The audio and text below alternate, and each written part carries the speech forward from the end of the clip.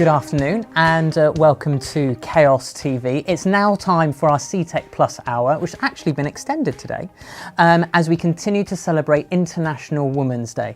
We have some very inspirational women coming up who have been kind enough to share their experience with us, which we are extremely grateful for, and the hope their stories are going to empower you.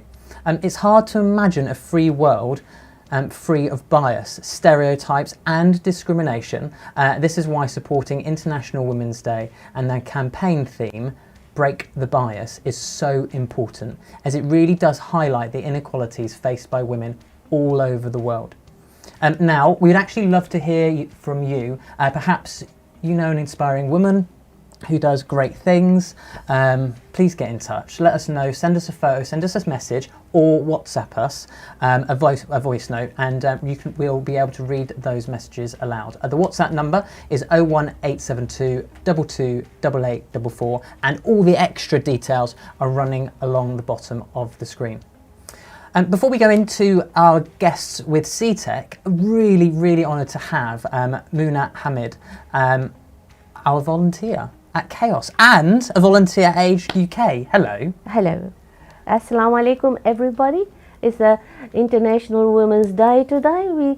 We should be very positive, and we have reached up to 2022, and hopefully we are all looking forward to love each other, and as we say, love for all, hatred for none should be maintained amongst all the women and the other genders, as we are talking about, we are all human beings. Yes. Walam salakum. Well, thank you. And from kind of International Women's Day is so important. If we think about only a couple years ago, it was 100 years since within the UK women got the right to vote, and actually it's been talked about that the pay parity, the expected pay difference within the UK, it's still going to take another 100 years to get there. What's been your journey? My journey? Well, I have been always under my skin as being, very positive, but I love contact with the human being. Another person, is a communication I have to have with people, any strangers, anybody. I love them, and I will see nothing should happens to them, and meantime I join up after my retirement, as I was a nurse previous, and then when I retired I still run a home for elderlies for a while in Cornwall, and now I am volunteering. I have gone past retirement, and I'm volunteering. I do volunteer work with the Age UK and with Cafe Chaos, and on top I'm under the umbrella of Cornwall Faith Forum, where we do the refugees, help out with the Syrian refugees. Now we also have we started off as a teamwork again as a volunteer for the Newquay refugee group, which is just taking slowly taking up, and there are very positive vibes there, and we are in it to help, and that should help us to carry on caring till the last day, I would say. There's a lot of stigma, isn't there, as well, with the ideas of Muslim faith and empowering women within different countries. And I see UAE, for example, have really pushed forward with STEMs, with women within science. How do you think it's changing within the UK as well?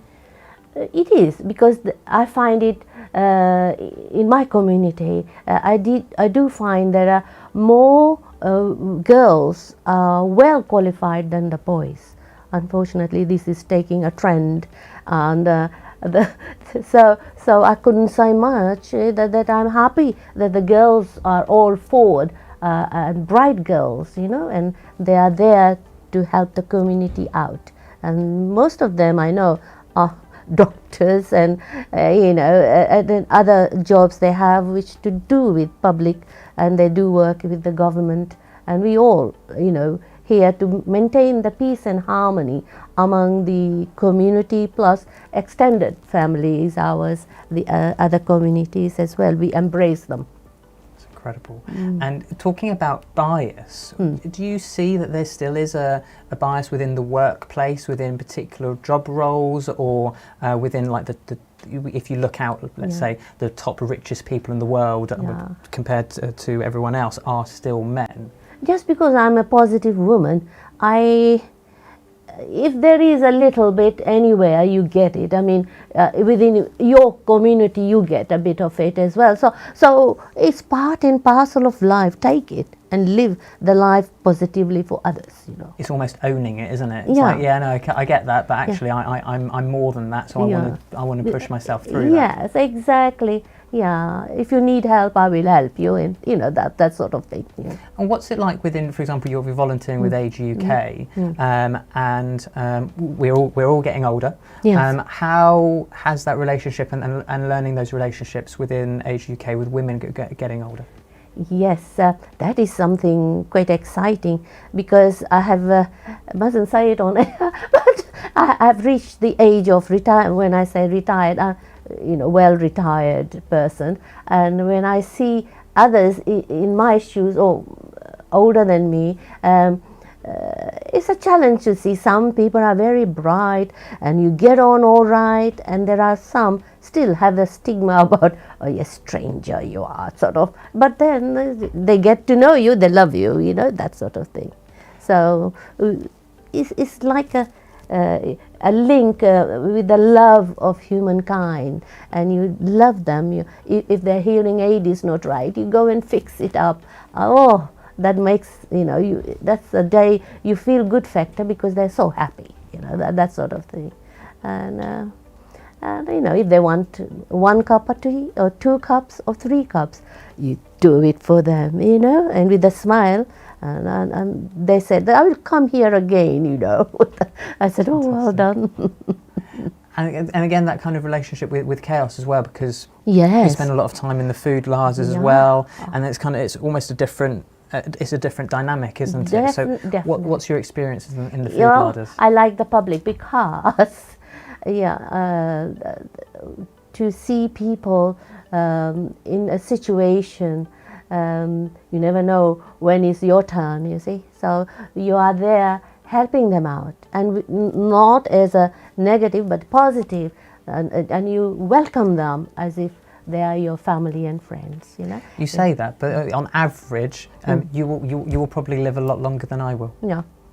Say it again. You'll probably live, not in terms, you'll probably live a lot longer than I will, because men typically. No, I wish upon you a longer life, because you're doing a good job here. Very caring job you are doing. So you are very good to the staff here, and Babs is always welcoming arms, So all your staff, they are very good in here, and I'm so happy to come and join. And I've been here for 2 years, I think, since the cafe has started. I join in with the group. Yeah. Thank you so much for joining us for International Women's Day, Muna. Now I'm pleased to be joined by a familiar face on Chaos TV, the lovely Jackie Lesueur, a specialist in self-employment change coach from Plus. Hi, Jackie. How are you? Hi, Nathan. I'm very well, thank you. I just have to say, I'm moved to tears by your previous speaker, and thank you for that lovely introduction. That's most kind of you. I just want to touch those words again that wonderful woman said: love for all, hatred for none. We are all human beings. Wow. Let us just take that into our hearts as we sit on the sofa with my wonderful colleague Gina, who used to work with me at Positive People and who is now Marketing Communications Coordinator for CTech Plus, and also Rosie and Joe. Rosie is currently a participant on the Positive People programme, working towards her self-employment, and Joe has recently left us, worked with us for a while, and is now trading in her own business. Rosie and Joe, thank you both very much. And Gina, it's a joy to share the International Women's Day sofa with you again. I know we were here last year, and thank you for inviting me on the Empowering Women journey back in the beginning. We're now heading into Series 5 or Series 6. I can't remember what it is now. So really, it's a real honour to be on the sofa with you all today for this, what is a very, very important day, Gina. Yes, indeed. Thank you very much for being here. The Empowering Women journey was absolutely amazing to be part of, and it gives me such joy that it's still continuing to support people and carry on. So yeah, welcome everybody. I will start with the first question, if that's okay, ladies. And I'll come to you first, Jo. I was just wondering if you could tell us a little bit about who you are and the support you've received from Plus and how that's empowered you as a woman. Thank you.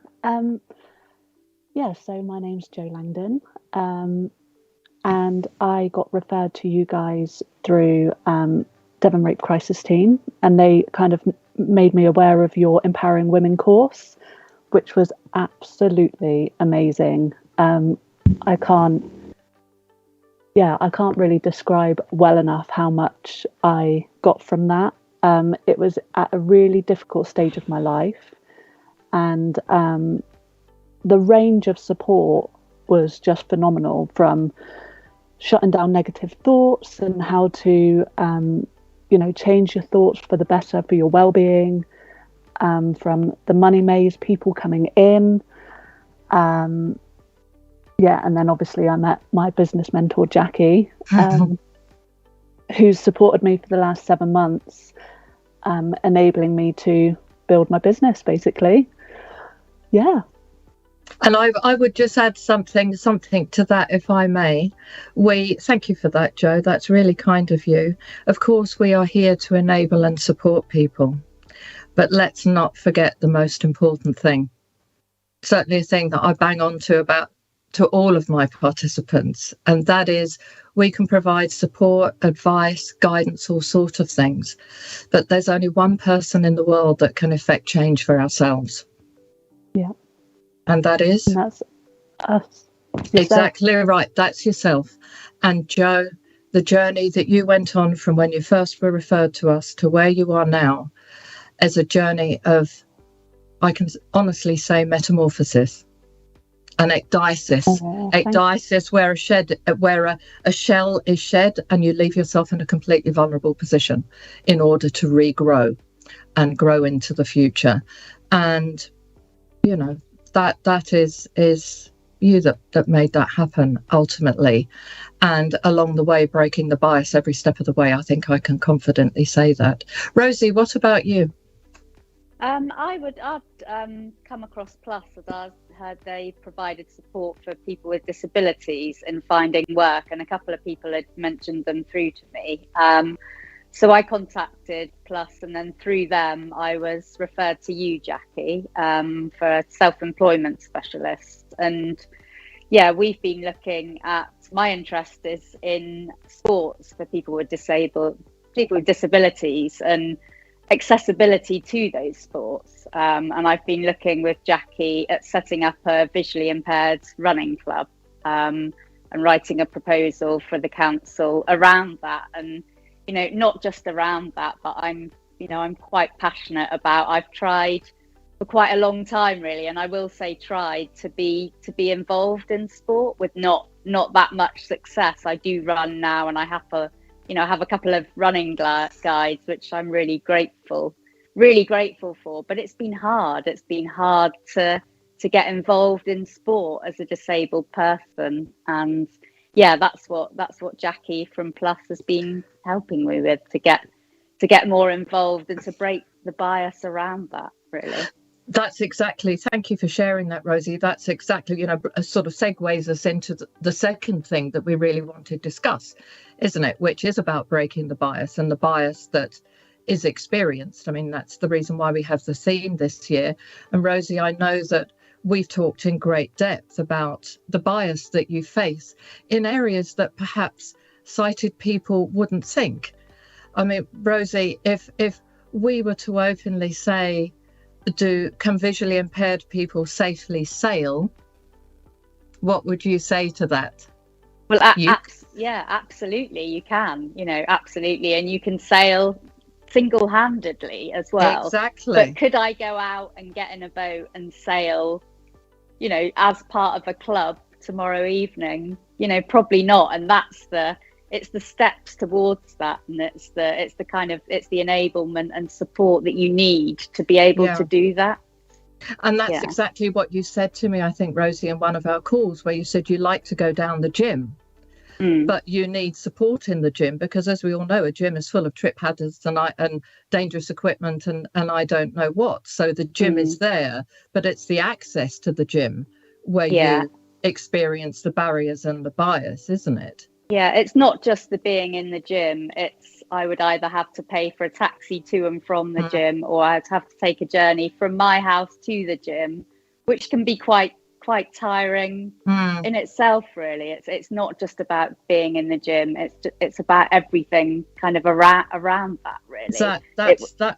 That's exactly right. And what about, sorry to interrupt you there, Rosie, and what about for you, Jo, where, Rosie's biases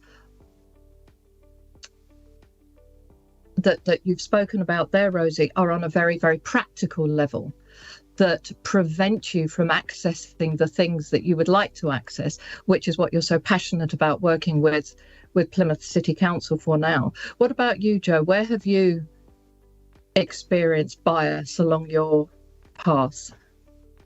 I think the honest answer is, when have I not? I think as women, we experience bias all the time.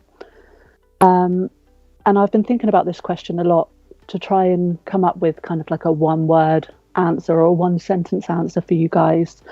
And for me, I suppose breaking the bias means making sure that there's no barriers to prevent women doing, or anyone doing, anything they want to do in this world. I mean, me personally, I am an aircraft mechanic by trade, or aircraft engineer. And I cannot tell you how many bias you have to kind of overcome there, from derogatory comments to, there's women toilets, but all of them are locked apart from one, which is down the other end of the hangar, because else the men use the women's loos. The uniforms are all cut for men and not cut for women's body shapes. So I guess breaking the bias, we've got to eliminate this stigma that's attached to women, but not just women, I suppose. I mean, obviously it's empowering women. International Women's Day here now, but just breaking the stigma of all roles would be amazing. And I think that's a fair comment, Rosie, that applies to disabled people, regardless of how they identify the biases there. Yes, it's International Women's Day, and we're talking about the bias that we face as women, but I think you're right to mention there, Jo, that it's bias across the board that needs to be looked at. What would you have to say on from that, Gina? Yeah, I think that's definitely right, isn't it? And every day we're taking small steps to get closer to breaking the bias, but it's a long journey. As the first guest said, it's another 100 years before we'll get equal pay and things like that. So I feel like the biggest step you can take is your personal journey, and the small steps you can make for yourself. We've talked a lot, I know, me and Jackie, and I talked to Claire earlier about coming up your comfort zone, and me talking with you now, this is out of my comfort zone. I can feel myself getting nervous, but that's part of empowering ourselves and embracing that journey. So yeah, we've covered this a little bit, but I was just wondering, based on the experiences of breaking the bias that you've had, what kind of things you might put into place and what kind of changes you might make to kind of move forward with that. Rosie, should we go to you first? Yeah, that's when it comes to sport, and that, that's what I've been looking at with Jackie. I've put a lot of things in place personally. I have a personal trainer which I pay for every week. I've paid for one-to-one sessions in everything really: open water swimming, tennis, sailing, kayaking. But I no longer work. I used to work, and that's not really that available to me anymore. And what I would like to do is to make things like that available to everyone, really. A lot of people with disabilities don't work, are not able to work. So that's what I would like to become involved in, because these things, it shouldn't just be that because I can pay for these things, they're accessible to me. They should be as available to me as they are to any other able-bodied person. And that sort of brings in that whole thing about financial bias there, because of course bias takes so many hats, doesn't it? Thank you for that, Rosie. What about you, Jo? Yeah, so I guess for me it's more to do with touching on what Gina said, really, is your own personal journey, raising awareness, finding your voice, education, all of these areas. I think if you put energy and shine light on the dark sides of humanity, if you would like, that can only bring good. That's what I feel. So yeah, I mean, me personally, I'm hoping to open up a wellness centre for women who suffered sexual violence or any form of abuse, and connect in nature with that. But it's not going to be necessarily limited to women. That's what I personally will specialise in, but I do want it to be open to everyone who's experienced some form of trauma, or someone who just wants a day out to look at animals and connect with nature. And yeah, I feel like I'm losing the point now. You're not you're absolutely not losing the point there, Jo, because you expressed something very eloquently about your general perspective on this, and then also something that you're doing very personally, that it is a big picture goal for you to have your wellness centre that is, as with Rosie, you both have an absolute passion. You're driven in many respects, and tell me if I'm wrong, but the fact that you have faced bias and that you do face bias ignites that fire of passion that drives you forward to try and break this bias that we're all talking about. Would that be a fair assumption, Jo? Yeah, I think it definitely, there's definitely emotion there. There's definitely I anger. have to say, like when you looked up just there, you had a real fire in your eyes. When you thought about that, it was very, very clear, Jo. And I, for one, know that does reside in you. Oh yeah. Because that is what has driven you to empower yourself to make the changes. And when I think of the first conversation that we had when we spoke, when you were on Empowering Women, to now. Yeah, I mean, the change is phenomenal. And that's because you are driven by that bias and by that passion. And certainly, Rosie, I know when we have our conversations, with both of you, I leave those conversations ever inspired. We might do these roles as coaches, but we are so privileged to work with people like yourselves that choose to take adversity, to take bias of whatever form it might take, and channel it, no matter how hard it might be to channel it and affect change. I mean, I've been banging the drum against mental health bias for years, and it can be exhausting, but you've both chosen to channel that bias and channel that passion to affect change. Would you say that's true, Rosie? Definitely, yeah. And I think, it kind of brings it to the forefront, doesn't it? Because I've been writing a document with you for a few weeks now, and it's really made me realise what I've had to experience over the last few decades really, when it comes to bias, and mine is related to sport, and trying to be involved in that, and what I've had to come across, what I've done to to get over these things really. And also just, I think writing it just makes me realize how passionate I do feel about it, and how I do want things to change, because I feel as though I work quite hard to enable me to participate in sport, and the benefits of that around my mental health, and yet I still don't feel that it's as accessible to me as it is to a lot of other people, and I think there's probably a lot more people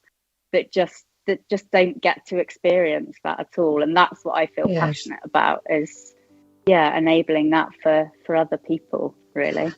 I think you've touched on a very important point there, Rosie. Thank you for that to both of you. Is that not everybody feels confident enough to talk, feels in a position to talk, and shockingly, but truly, there are many people who feel they don't have a right to talk still.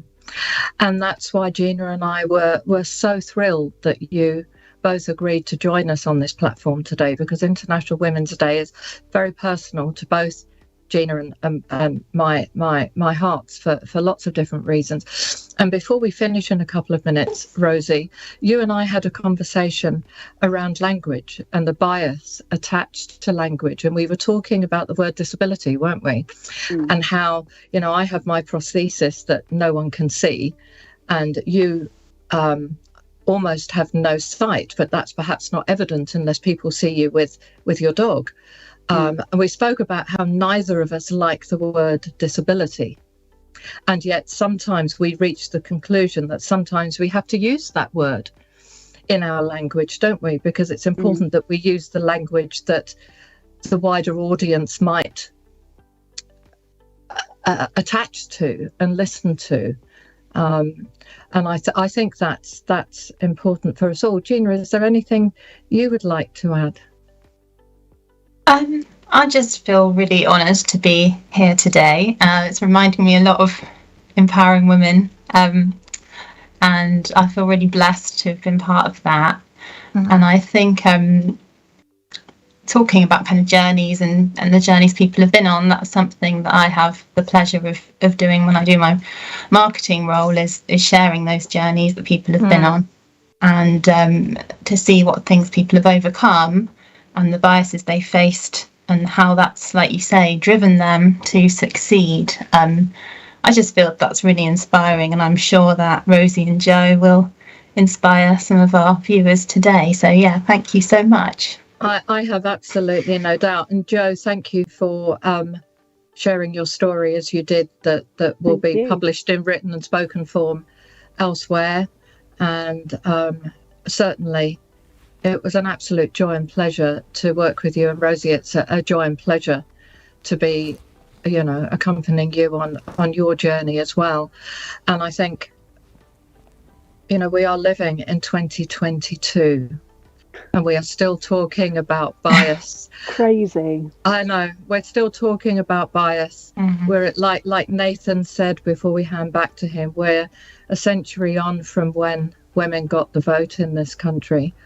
And we are still talking about bias, and particularly against the bias that women feel, or people that identify as female purely by virtue of their sex. And certainly, as far as I'm concerned, I really do feel it is about time that the bias is broken, frankly. So, Rosie and Joe, thank you so much for joining us. Gina, as ever, it's a joy. Nathan, we've reached our allotted time slot. I don't know if you're there. We're happy to carry on talking, but it is 35. He's there. Hello. Nathan, thank you very much. Thank you. Thank you, Jackie and Gina. We can hope you can stick around, and hopefully we can come back to you at the end of the show. Nathan isn't with us. We have Matthew, and actually As we did say earlier, we'd love to hear from you today. Perhaps you know an inspiring woman who is doing great things. Please get in touch. Let us know. Send us a photo, a message, a WhatsApp, a voice note, and we'll read those messages out loud later in the show. The WhatsApp number is 01872 228844, and the details are running along the bottom of the screen. You are watching Chaos TV. It is International Women's Day. Our next guest is Angie, and she's been successfully started her own business for her home selling succulents. Jean and Sherman met up with her earlier this week to talk about her journey to becoming a self-employed woman.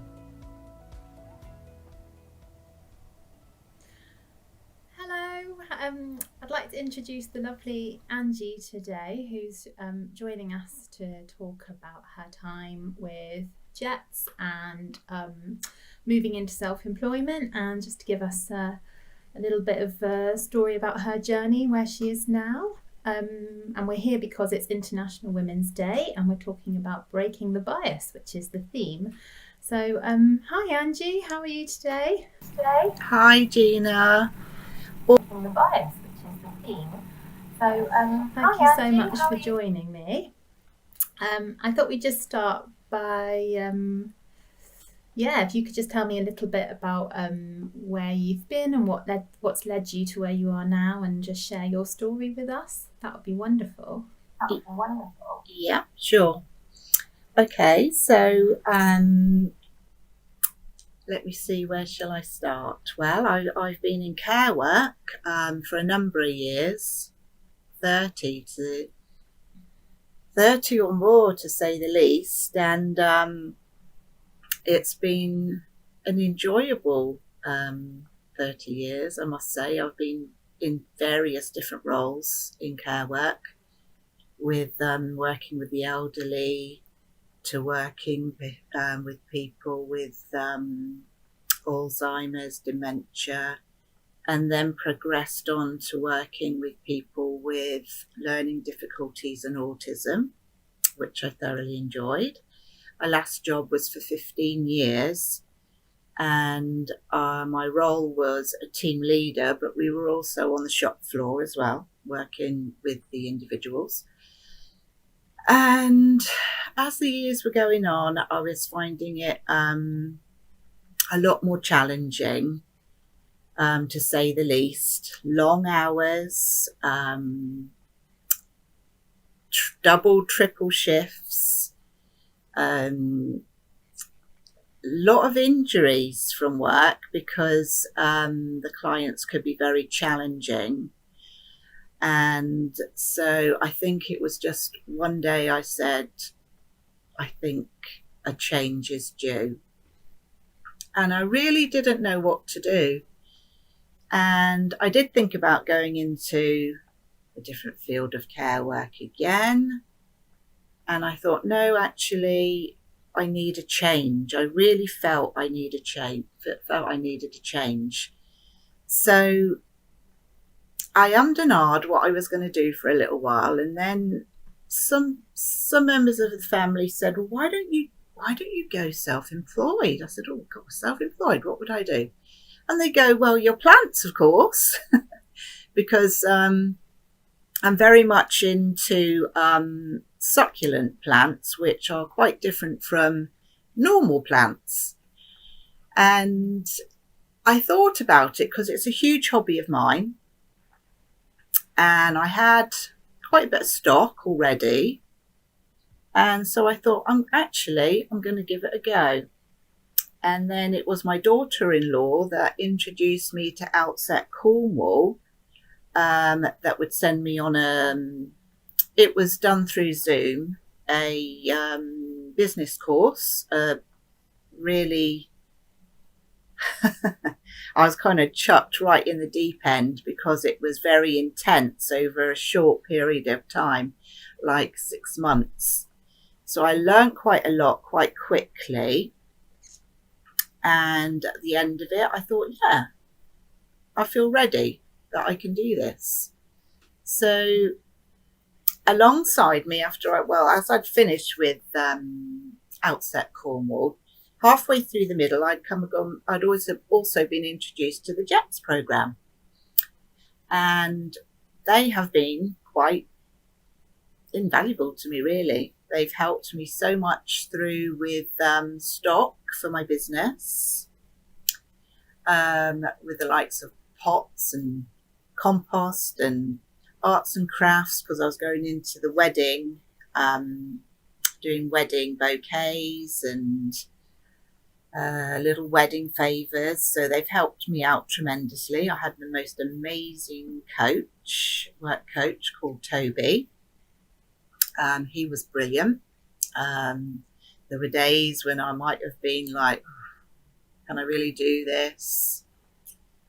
Am I going to be good enough to do this? Have I got the drive to keep going? And he was a huge help, huge big support, giving me ideas and just keeping me uplifted when we had our phone calls.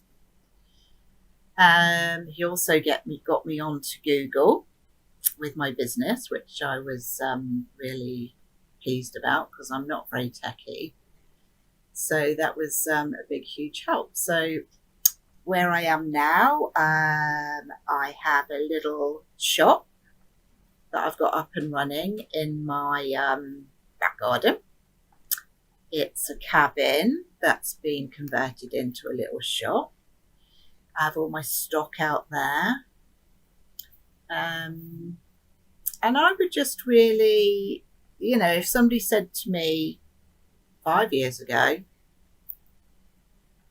you're going to have your own business one day, I would thought, no, that would never happen.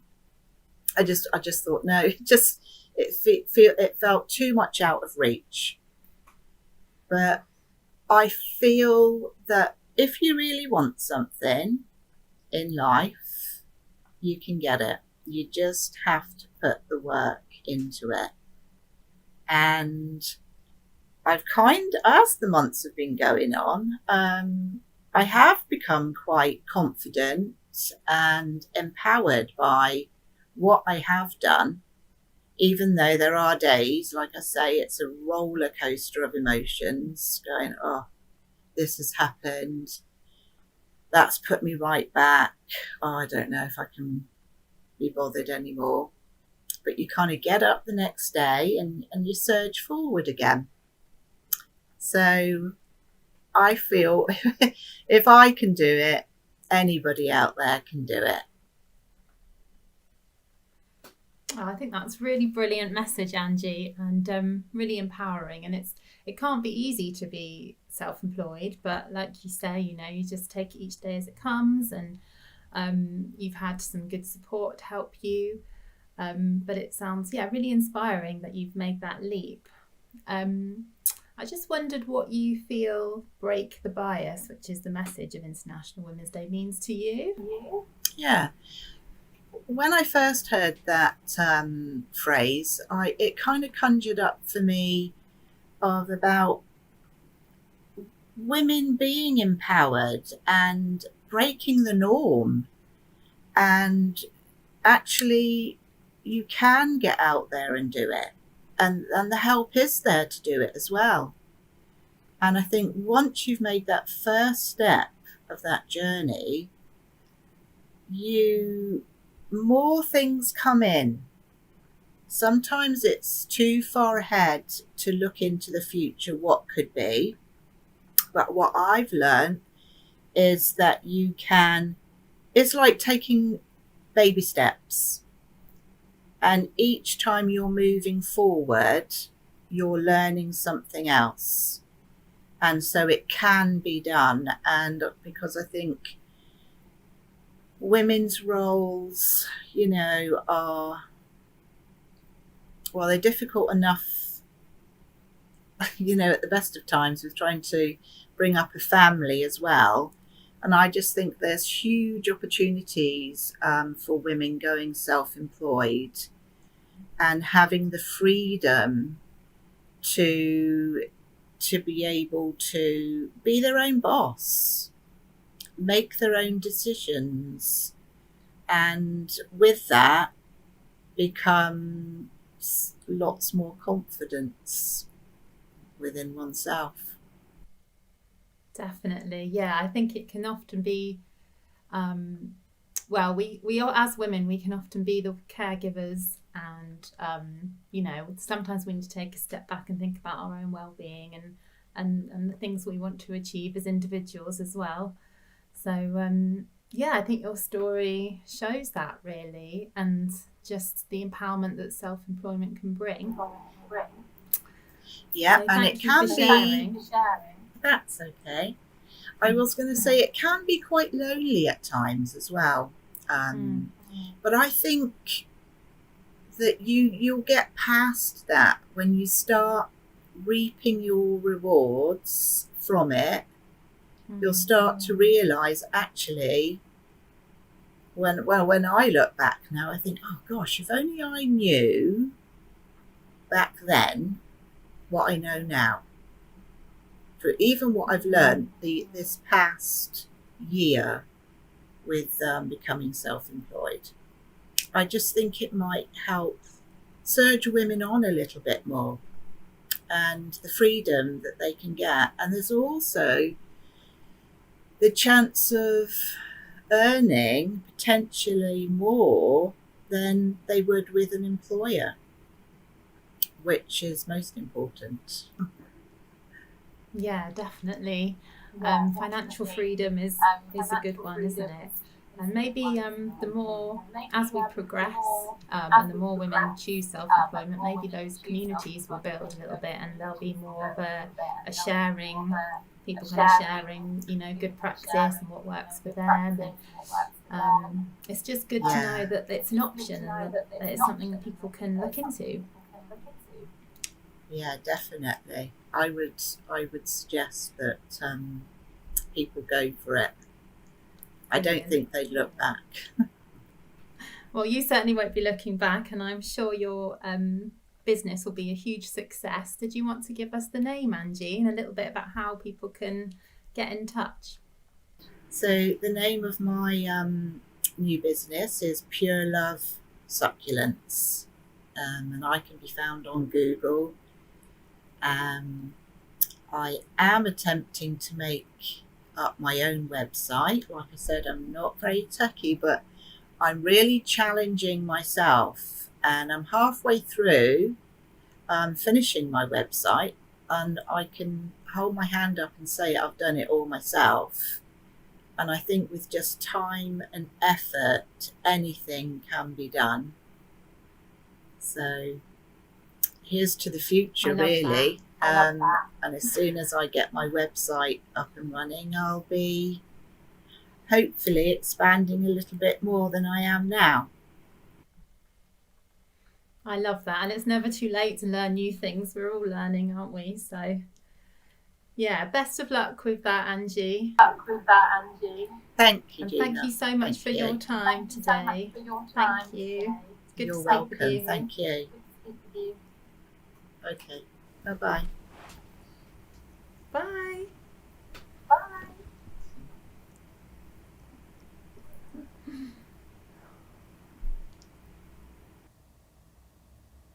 You are watching Chaos TV. It is International Women's Day. Thank you so much, Angie and Gina. Now, you remember you can get in touch with us today. We're celebrating International Women's Day, breaking the bias. Tell us about your inspiring women you know. You can get in touch on 01872 228844 on WhatsApp. Now we're going to go to one of our inspiring women, two very inspiring sisters who followed in their family's footsteps of a very male-dominated industry, construction. Nicole and Natalie Bell are helping the next generation of construction workers with their training school, and Beth O'Leary was able to catch up with Natalie earlier to ask about her and her sister's experience within the biases in that industry.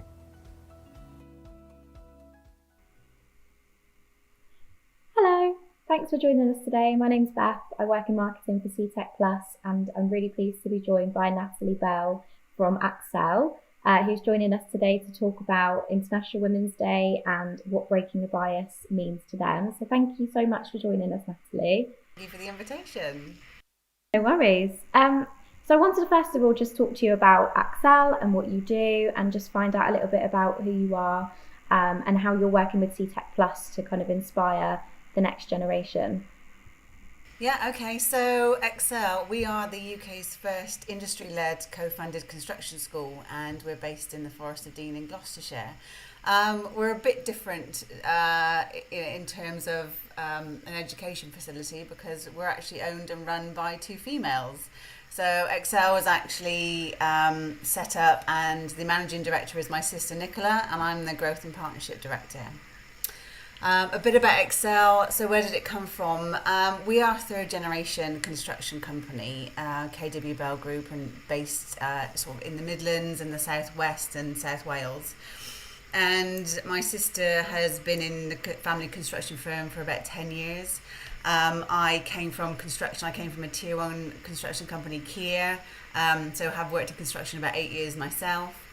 And she was actually succession planning for the business about 5 years ago, and realised we're not getting the people through the door that we need. 25% of our workforce would be retired in the next 5 to 10 years, and we didn't have enough people to service our order book. So not only that, what we were finding is that people coming out of the local colleges and things, they weren't trained properly, they weren't site ready, they weren't the standard that we needed to get, to have them on site. So what Nikki did was she developed her own bespoke groundworks program 4 years ago, and had remote sites, and brought through 23 apprentices, 17 of which actually graduated. And for apprenticeships in construction, that's a pretty good retention rate, to be honest. So she was doing the business case and sorting that out. So post-COVID, then the Getting Building Fund was actually brought out, and this was for infrastructure projects to get the economy running after COVID. And construction never really stopped during COVID, to be honest. It actually got busier. So we were invited to submit a business plan for Excel to the local enterprise partnership. So we'd done that within 3 weeks. Within 8 weeks, we were awarded 1.96 million from the local LEP, and Excel was born. So it's a £3 million build. So we were given 2 million by the LEP, and 1 million from our family construction company. And Excel is 980 square metres of learning space, everything to do with construction. We started on site last January 2021. The build was finished in December 2021, and we opened the doors 2 months ago in January. Oh, amazing. And how's it going? How are you finding it? It's going really, really well. So we have two strings to our bow, really. So we have our apprenticeships, so bringing people into the industry, but also we've developed our own bespoke skill steps program. And for us, that's about upskilling people already in the industry. So we have a mixture at the moment. Our apprentices don't start until the end of March. But we currently have learners in for all of our skill steps, and also cohorts in with the Department of Work and Pensions as well. Fantastic, amazing. And how is it that you are, the partnership that you have with us at CTech Plus, how has that helped your business, and how are you helping our participants to venture into construction and inspiring that next generation of females to work in construction as well? I think for us it's about imparting knowledge, and it's about giving information. So we met with CTech Plus when it was at least about a year ago. So when Excel was just being built, and we met with Nick and Sophie, and we were just inspired by what you do, and it aligned with the values of what we're trying to do at Excel, and bring people back into work, inspire them, give them aspiration. And in construction, that is available. There are so many opportunities, there are so many career paths and career routes, but people don't know about them. And for us, because we're not governed by education or curriculum or anything, we can tailor our training and our education to what the learners want. And I think that's why we're going to work really, really well with CTech Plus, is because tell us what you want and we'll deliver it, and tell us what your participants need and we can deliver that. And it's about getting people back into work, getting people to have a change of career if they like. And for us, it's not only bringing people into construction, which is what we need, but giving those people a different career route and giving them that aspiration. And for us, that's really, really important. The same with females. I think it's made a lot of difference, even at the beginning, that this construction school is led and owned and led by women, because I think it will make the industry more accessible. And we know what barriers that we've come across being women in the industry, and I think we're coming at it from a different angle as what women need. With CTEC Plus, we're looking to run female-only cohorts, because sometimes they don't want to be in cohorts with males. It's not conducive to their learning, and if that encourages them to come into construction and change career path, then we'll do it. If that gives them the impetus to explore construction as a career, then we'll do it. Totally, yeah, and it's a fantastic partnership. And you touched on there on my next point of, so our conversation is all about International Women's Day today, and the theme this year was breaking the bias. So often that bias is what can really kind of restrict women in making their own footprint and progressing in their career if they're led by stereotypes and bias, which sometimes can hold them back or kind of stop them moving forward. So what does breaking that bias mean to you? What does that mean for you guys? I think breaking the bias for us means challenging preconceived ideas about what women should be, what women should do. We've been in construction and in leadership roles for a couple of years now, but we go to a lot of events where it's still middle-aged white males at the top, and even though they talk about inclusion and diversity is high on the agenda, we don't see enough being done.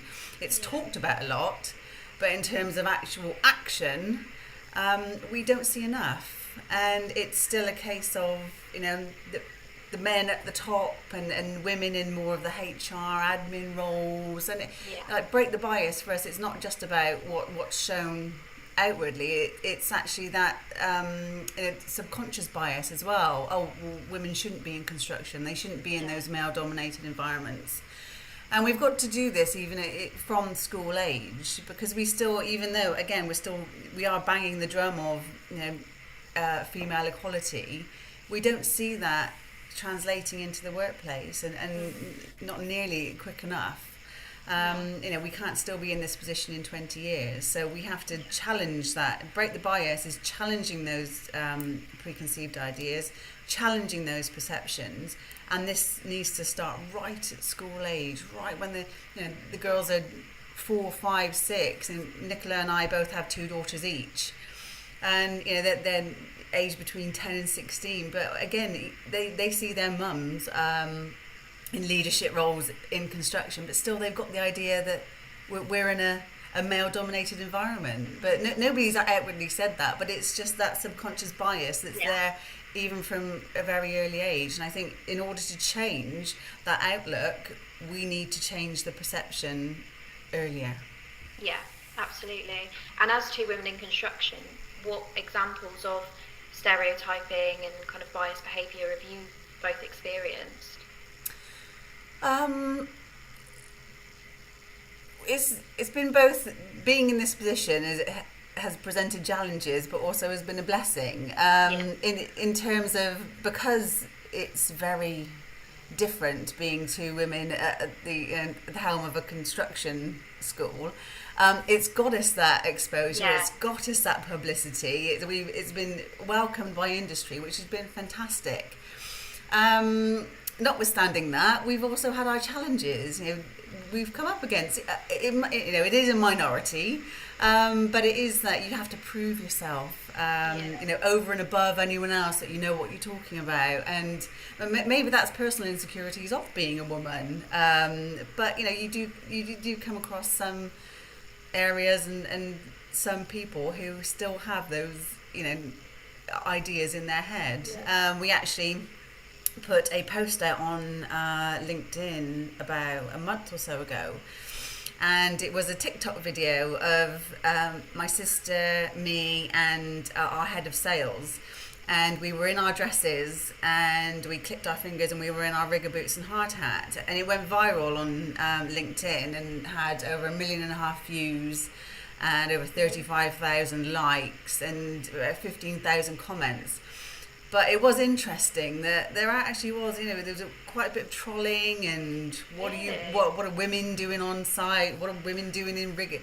And so there is that faction still out there, and it's awful to think of in this day and age. But then, on the opposite side, we've had such support for the position we're in. But what I'm really saying is this shouldn't be something that's out of the norm. No. And this isn't something that should be, oh wow, this is really different. This should be the norm. We shouldn't still be making a big song and dance about us being in a construction company. But times haven't really changed that much. No, and that's the thing, is it is still a very, when people say, oh, it's two women working in construction, and I guess, like you said, it's helped you in your careers because it has made you stand out from the crowd. But then it has to come to a point where, okay, when we're not an act, we're not doing this to prove a point. We're doing this because it's our job and we enjoy it, and it should, like you said, it should be the norm going forward, totally. And it's great that you're inspiring your children to have that mindset, and hopefully when they get to a point where they can kind of venture into their careers, they don't experience as much as much kind of restriction and setback as what's previous. So you touched on it earlier about your kind of women only cohort. So tell us more about what you're doing to, kind of break the bias further and really kind of make that mark in terms of making this the norm for women going forward. So at Excel, it's not, with our training and our education programs, we've made it so it's not just giving qualifications, it's building the whole person. So we don't just train and so they get their cards to get on site. We give lessons in leadership and personal development and leadership and mental health and well-being and quality and sustainability. And so it's not just giving that boost on the employment ladder. It's actually building them. It's making them believe that they can do it, that they are in the right place, that they can go out on site and do what they want to do. And it's the same. Our training is the same whether it's for males or females. But I think especially for females, they have to feel comfortable that when they go on site that they will be accepted. When they go on site, they will be treated properly. And that's what we're basically the linchpin between education and industry. So we have over 30 employer partners who have signed up to our Constructing Futures pledge, and they're guaranteed employment. They're guaranteed that the employers will help them in their growth and their personal development. And I think that's a really key thing for getting more females into the industry. They need to know that they're going to be supported, and that they're going to. It may take them longer to integrate, but they need support to be able to do that. It is still a case where on site it is predominantly male. So the females coming in, yes, they will absolutely flourish, but they need support to be able to do that. And I think with our female only cohorts, it's just, especially with our introduction to construction, they have to feel safe. They have to be in a safe environment and an environment where it's conducive for them to learn. So if it's 3 weeks of just them in a group of like-minded females, just exploring whether construction is for them, then so be it. We will do whatever is needed to encourage the next generation of females into construction. And I'm sure there'll be learning curves on the way and bumps in the road.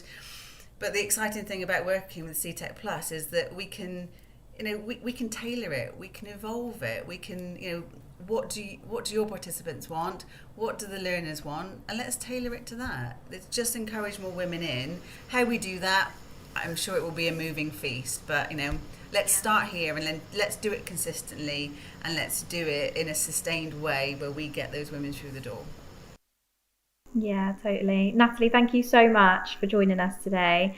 And I think you've definitely inspired a lot of women who are watching today. So thank you. Thank you very much.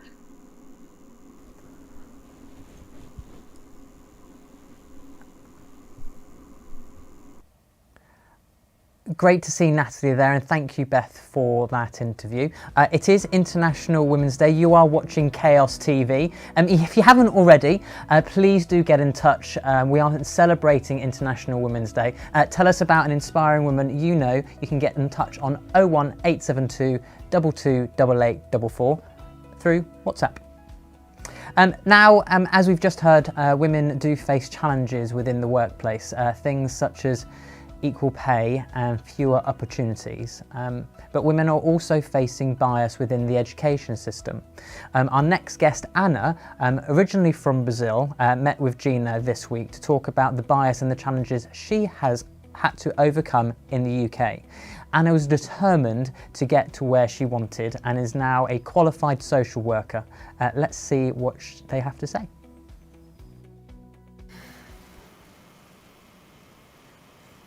Hi everyone, welcome to another chat with a wonderful lady for International Women's Day and our Break the Bias Chaos TV feature.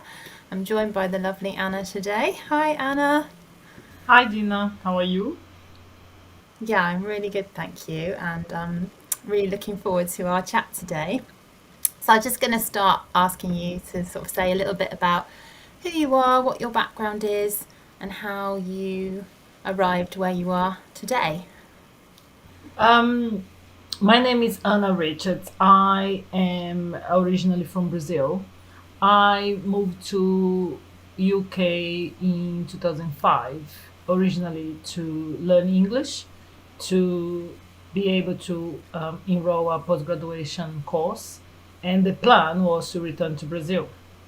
Things do not go always according to plan. So 17 years on and I'm still here. I did not go back to Brazil. So now I am living UK.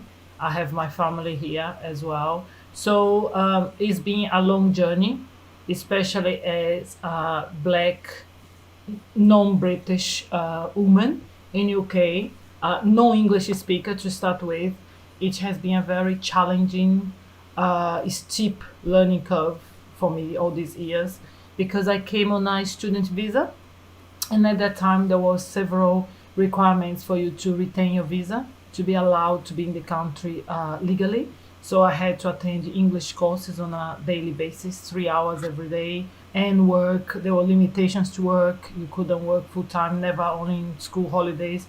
So finances were tight, and so it was a very challenging time to make that balance. And but I used to live in London, lived in London for 5 years, which I really enjoyed. But when I decided to start my family, I moved to Devon. And at the time, my ex-husband was in the forces. And as I said to you, Gina, that's how I came in contact with PLAS, because when he left the forces, PLAS was very supportive of him. And I was impressed, actually, with the level of support they used to offer in terms of even going to the interview with him, supporting him with the questions. Absolutely impressive support he got at that time. I had my kids in Devon, 2 kids. Unfortunately, at the time I had some domestic situations with my ex-husband, and the marriage collapsed. So from then, again, more challenges in terms of being a non-British citizen at the time. To have support with 2 kids on my own was beyond challenging, possibly the most difficult time. But I was very pleased to be able at the time to grab the opportunities that came to me, such as doing some learning. I realized I want to progress. So I approached organizations that would give you advice about career. And I remember them saying that doesn't matter if I had a degree in Brazil, in order to be considered in UK, I should have GCSE, A level, and that's what I did while on my maternity leave. And those qualifications really changed my professional prospect, because from there, and with my IELTS that I gained when I was doing my English, put me in a very good position to apply for jobs in this country, and that's how I started, especially in Devon. I started in the care sector as a carer, but as I said, I needed more challenge. So when I approached these organizations, and they kind of guided me, and you need to do this, you need to achieve that, and then you're in a position to apply for that sort of job. And I did, and with that support, I applied for a job as a care manager, which I was successful. And from there, I started my career in the local authority. I applied for my social work degree, subsidized, funded by my employer. I graduated as a social worker. So now I'm a qualified social worker with Social Work England, and I just finished my post-graduation.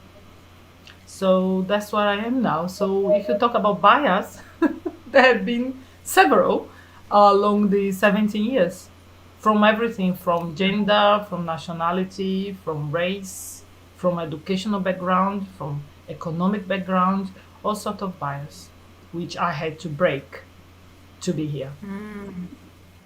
Amazing. Wow, it's quite a journey, and you've obviously worked really, really hard and have a lot of resilience, and it's really inspiring to hear. And well, you've just kind of led me into the next question perfectly, which was, what does break the bias mean to you? Well, I think it's very important for all of us to bear in mind that we all have bias, and we all have to break them. But depends who you are, especially depending on your identity, those bias are certainly more evident, I would say.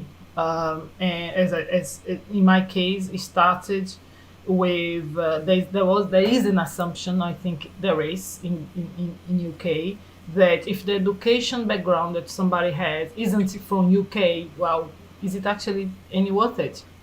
So that in itself is a massive bias and barrier that you have to overcome, because you're always coming from behind, having to prove something, having to prove that, yes, I wasn't educated in UK, but does not matter. Doesn't mean, that I did not have a good, solid education, if that's what you have, because not all of us had the privilege to be educated, to have access to education.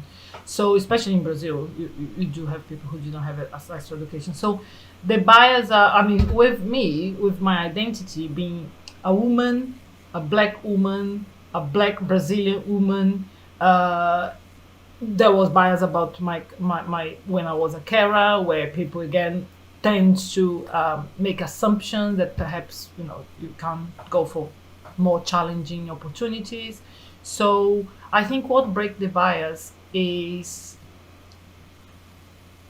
comes a lot from within. I cannot speak for anybody else, but I can speak from where came, how did I feel I broke the bias. And actually, I don't think necessarily I broke the bias. How can I say? I went around it. The bias are there, but I got to the point that, well, like if you go to an interview process and it is scored, and you can challenge those scores, and if you get the job, how they're gonna say whatever they think about you, you got it. So I don't think the bias gone, but I think I went around them, and now I'm in a position as a social worker to really challenge those bias from small to big. Not only with myself, because as a social worker, I'm expected to reflect on the way I practice, the way I work with people, and I'm always reflecting on my own bias, because the thought of me making someone going through what I went through because of my own bias is devastating for me. I really do not want to do that, because it's hard on people. Many times I doubted myself. Many times I thought I was the problem, but I have to say this journey showed me that I'm extremely proud, not of what I achieved, but who I am. Because if I wasn't who I am, I don't know, if I haven't stuck to who I am, I wouldn't be here. That's really powerful. I think that's something I'll take away. Stick to who you are. That's what I try to tell my kids. Good message. That's what I try to tell my kids. If you're comfortable with who you are, eventually everything falls to place. Because if I have compromised who I am, to get things, and when I didn't get, not only I wouldn't have got, I would also lost myself in the process. And one thing I'm glad about is I haven't lost myself in this process, despite the challenges and the bias that I face because of my identity. I haven't lost myself. I can look back and say, well, I can certainly hold my head high. Amazing. That's fantastic. And speaking of challenges and going around the bias, are you working on any projects, or is there anything you'd like to share where you feel you've really challenged those biases or worked through them or got around them, as you said? Yes, because I feel that the fact that I came from the very bottom in terms of the very bottom in my idea, because I'm very aware of my own privileges, to be honest, even though as a black woman I do have some privileges. Crossing the ocean to come to another country, you know what I mean, having the opportunity to study in that country, find a job, build on and progress in your career in the economic pyramid, that's a privilege in itself. So I'm totally aware of that. But from coming from where I used to be to where I am now, at the time I always challenge, because I have a lived experience of what the bias can do to somebody's self-esteem, confidence, identity, acceptance, you name it. So I was very keen on, if I can avoid anybody else to feel that way, I will. But obviously, when I was a carer, although an appreciated job and very important job, by the way, I didn't have the job security that I feel I have now. So I felt, to be very honest with you, that when I graduated as a social worker, I felt like someone gave me a cape and I became a even more superwoman. Like now, there's no hold back for me anymore. Now I'm needed. So whatever I say, whatever challenge, I doubt it I'll be unemployed as a social worker in UK after pandemic. So I can definitely go for it. And that's exactly what I did. I graduated in October 2020. I barely had my final results. I put my name down to become a governor in one of my children's school, because I thought some of those bias were very, very present in the school's leaders, especially the head teachers. So I thought I think I can contribute for some positive transformative change in the educational context, which would directly impact on my daughter as well as other children. I volunteered for Devon and Cornwall Community Scrutiny Panel to rate. There is a volunteer role. Anyone can volunteer if they want to, but it's basically to rate police actions in stop and search and use of force. So it's been a great learning curve, and I feel extremely empowered to be able to contribute in that professional environment. And also because unfortunately, as we all might know, the statistics are not great, where people who are from a particular ethnic group are 17, I believe, nationally, 17 times more likely to be stopped by the police but are white British. So all those things motivated me to enroll and try to make a change. And finally, in my employer, February 2021, it started a mentoring program, which is program where they call reverse mentoring. So somebody like me, a social worker, will mentor a director.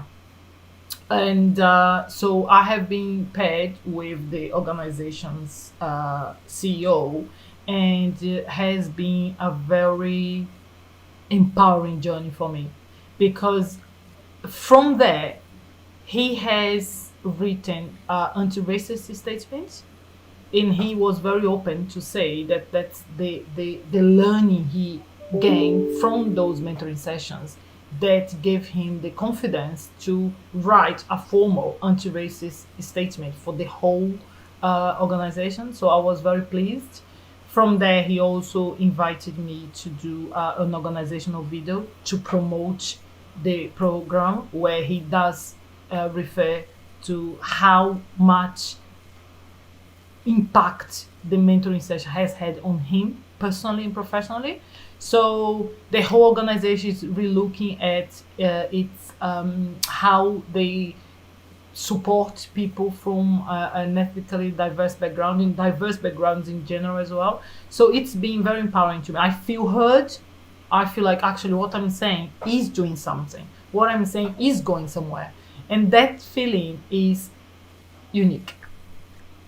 That is priceless, isn't it? And invaluable to actually to be heard is a massive thing for anyone, but in particular for women.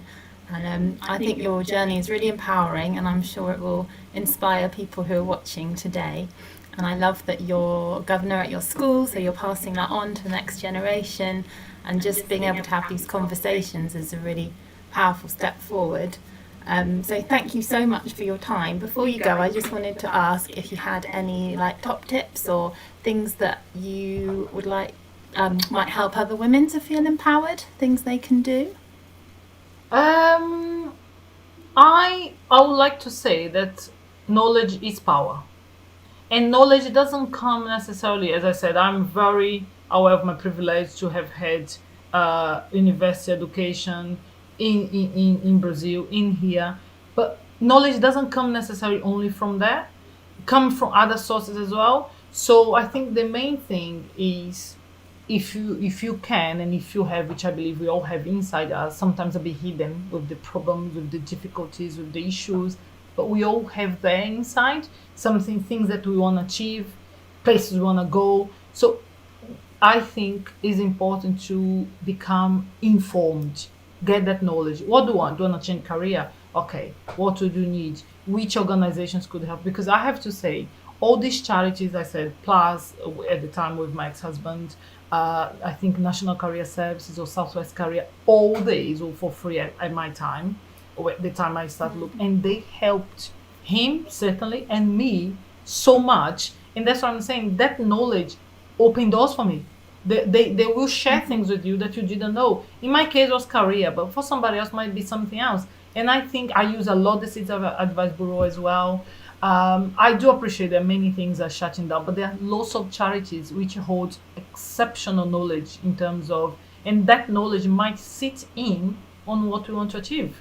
And I think that's very important, because because of the bias, we are all very surrounded by so many difficulties that sometimes we don't even have time to look up. And I felt when I approached those organizations, they helped me not only to look up, but to look around. I'm like, oh, there's a new world, So that was a game changing for me, was a turning point. I'm like, oh, hold on a minute, I can do it.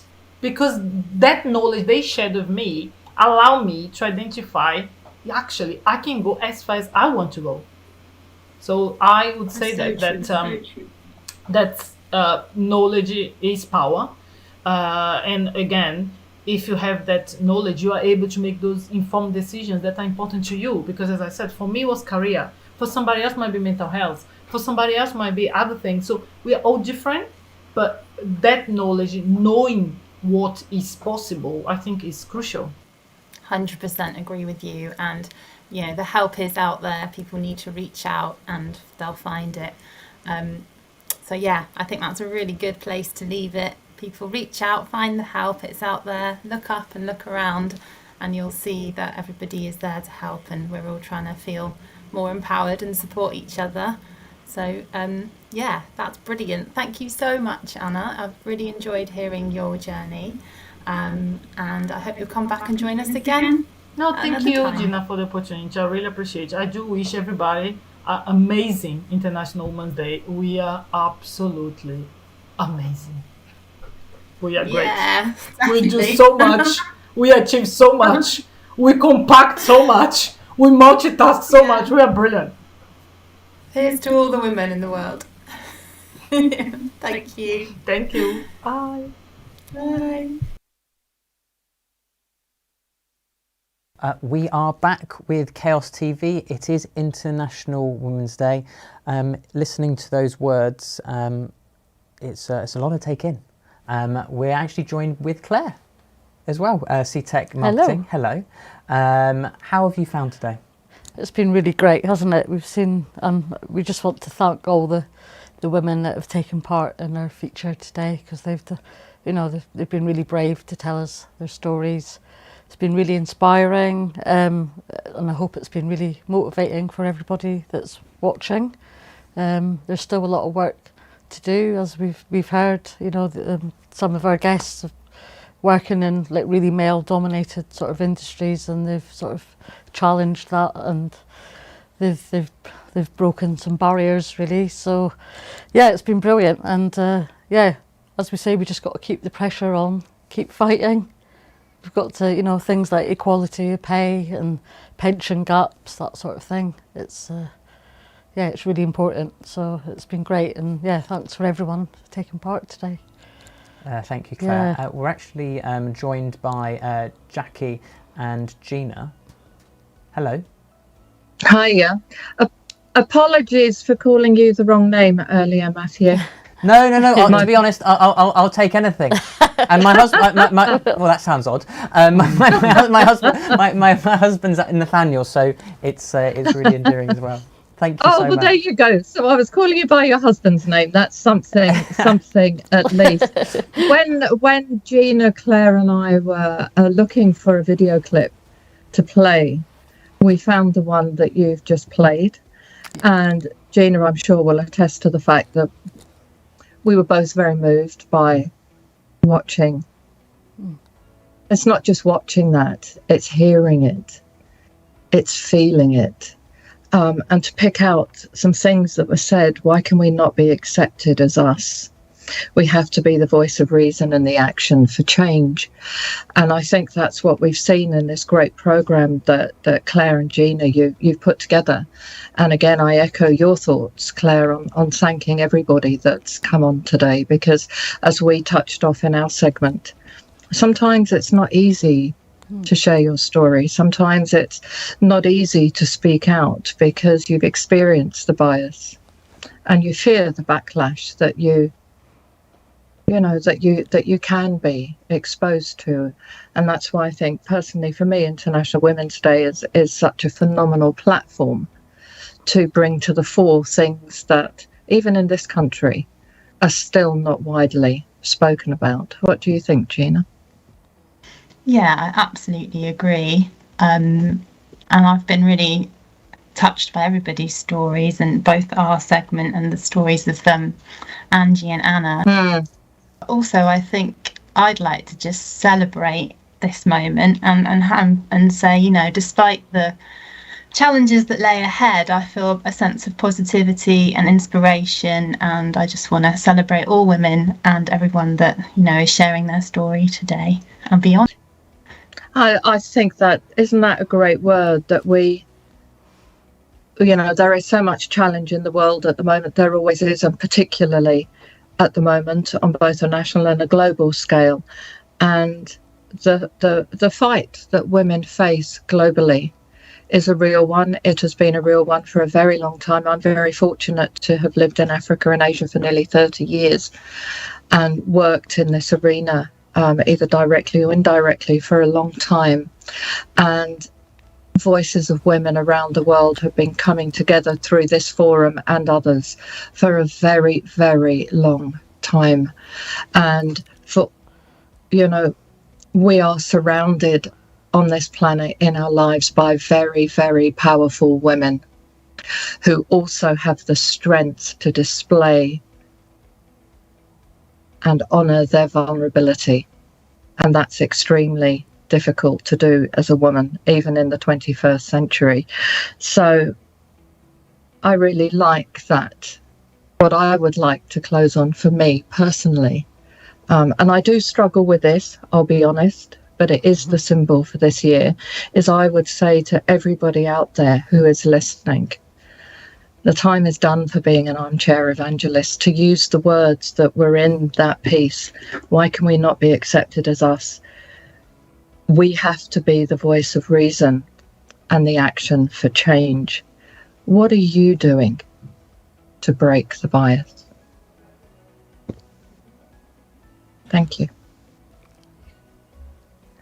Thank you. Thank you, Break Jackie. the bias.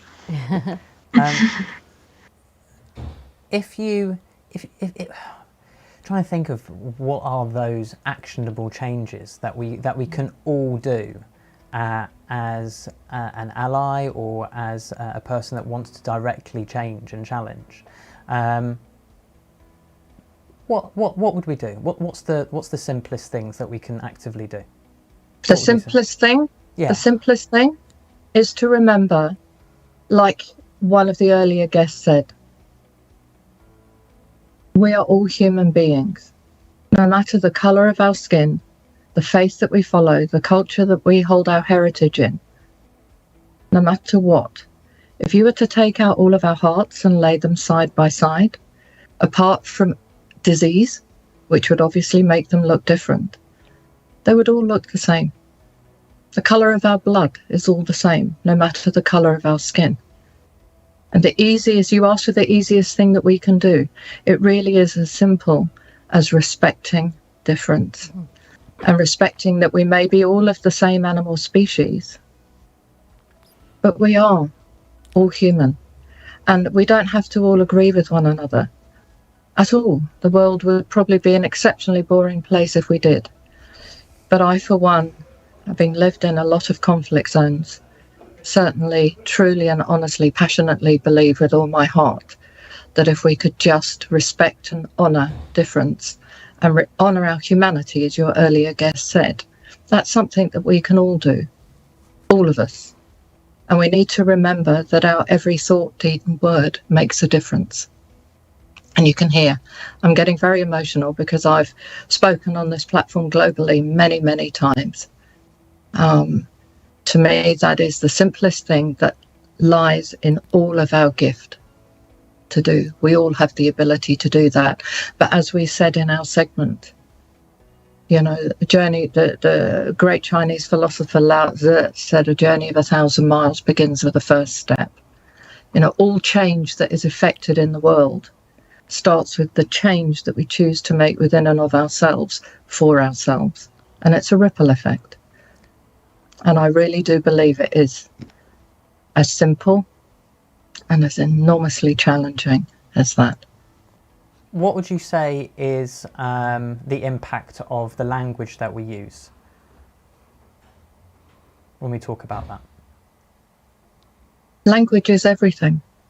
And we are blessed in the English language with such a richness of language. Even though we actually use very little, we have an enormously rich language. Other languages in the world are very, very limited in the way that you can express yourselves. We're not. And I think, I'm a dinosaur. I'm 61 years young. I started and ran a business in Thailand before the internet, before mobile phones, before anything.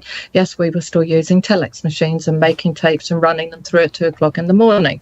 And people that I've taught IT to go, what? Telex machines? Even the fax machine is a thing of the past. But we live in an era of rapid communication and where response times are very, very short. And that can lead to very, very quick responses. And sometimes responses, I'm just a firm believer that no matter how we're communicating, whether it's through one of the many message apps that we have, whether it's through broadcast media or whatever, words matter. Words really matter. People talk about bombs and this, that and the other. What's that old thing? Sticks and stones may break my bones, but words will never hurt me. That was a thing that was said when I was at school. You're quite right, Matthew. It's absolutely wrong, because words can be as damaging as any other weapon. And to me, they are important. And it is through our language, through our body language, our spoken word, our written word, that we communicate and that we show care and thought for other people. Thank you so much, Jackie. We're going to finish up. Have you got any shout outs or anything more you want to? No, I just to say thank you, especially to Jackie and Gina for hosting our first 20 minutes of the show. You've done a great job, and to all our other guests today as well. It's been brilliant. And we hope we come back tomorrow for Social Prescribing Day. Yes, yeah, absolutely. It's it's Women's History Month as well. Yeah. So any opportunities, have a look. There are incredible books. There's incredible history talking about all the injustices that have happened for millennia and more, for us to understand and learn, for us to be able to move forward and absolutely, collectively break the bias. This is Chaos TV, and we'll see you tomorrow.